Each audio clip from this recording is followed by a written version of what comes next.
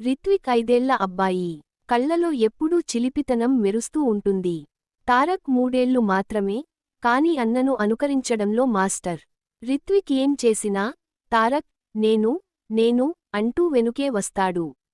ఇద్దరూ కలిసి ఇంటిని ఒక చిన్న ఆటస్థలంగా మార్చేస్తారు. ఒక రోజు ఉదయం, అమ్మ వంటింట్లో పనిలో ఉండగా, రిత్విక్కు ఓ ఐడియా వచ్చింది. తారక్, మనం ఇంట్లోనే జూ పెట్టేద్దాం అన్నాడు. తారక్ ఆనందంతో చేతులు చప్పట్లు కొట్టాడు. ఇద్దరూ బొమ్మలను తీసుకొచ్చి, ఒక్కొక్కదానికి జంతువుల పేర్లు పెట్టారు. టెడ్డీబేర్ సింహం అయింది, బొమ్మ ఏనుగు అయింది. తారక్ ఏనుగు శబ్దం చేయడానికి ప్రయత్నించి, పూ పూ అనగానే ఇద్దరూ గట్టిగా నవ్వుకున్నారు. కొద్దిసేపటికి రిత్విక్, ఇప్పుడు మనం సూపర్ హీరోలమవుదాం అన్నాడు. దుప్పటిని కేప్లా కట్టుకుని ఇంట్లో పరుగులు పెట్టారు. తారక్ జారి పడిపోతే, రిత్విక్ వెంటనే దగ్గరకు వెళ్ళి, ఏమీ కాలేదు, నేను ఉన్నాను అని చెప్పాడు.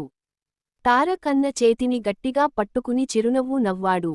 మధ్యాహ్నం ఇద్దరూ కలిసి బిస్కెట్లు దాచుకుని తిన్నారు. నోరంతా బిస్కెట్ ముక్కలతో ఉన్న తారక్ను చూసి రిత్విక్, నువ్వు చిన్న ఎలుకలా ఉన్నావ్ అన్నాడు. తారక్ అర్థం కాకపోయినా నవ్వాడు. రిత్విక్ కూడా నవ్వాడు.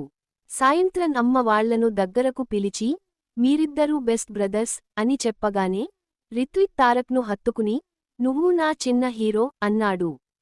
తారక్ కూడా అన్నను బిగిగా కౌగిలించుకున్నాడు. ఇద్దరి మధ్య ఉన్న ఆ సరదా, ప్రేమ, చిన్న చిన్న నవ్వులే వాళ్ల బాల్యాన్ని మధురంగా మార్చాయి.